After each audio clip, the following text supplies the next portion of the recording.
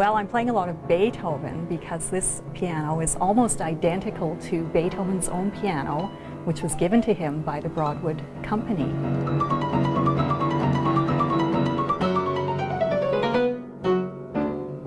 Susan Adams is a classical pianist and music teacher. She's also an early keyboard specialist, and the piano she's playing is her new baby, a 200-year-old baby.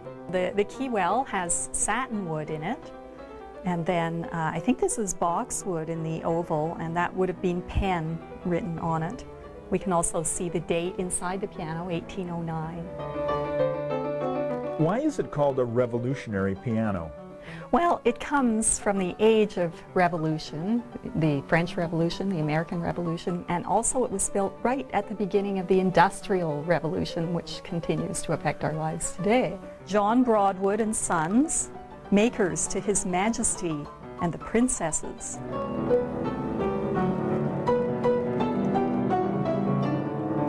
This one came up in London at auction, and that was how we found out about it. There is a market for these things among piano nuts.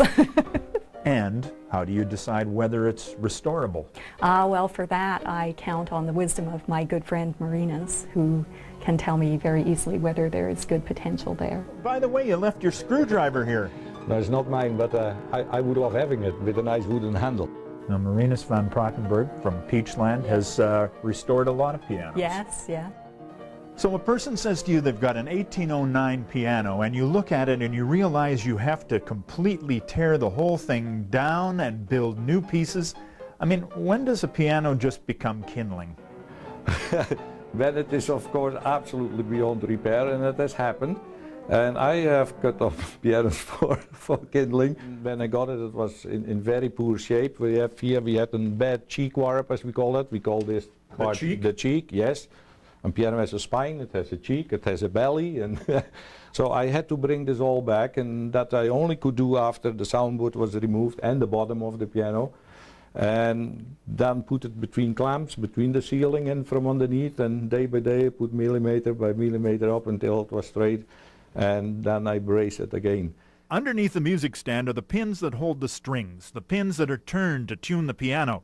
Every one of those pins had to be replaced and made in the style they would have been made in 1809. Now, every one of the hammers is now leather-bound as opposed to felt-bound. That was the way it was done in 1809? Yes, because felt for pianos was not in existing in those days.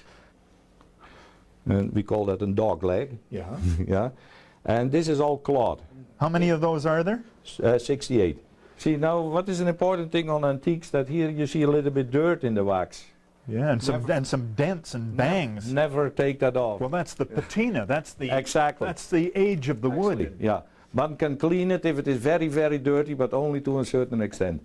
Somebody must have had to pay for making that mark 200 years ago when they were moving it to a concert somewhere. What is the wood here, for example?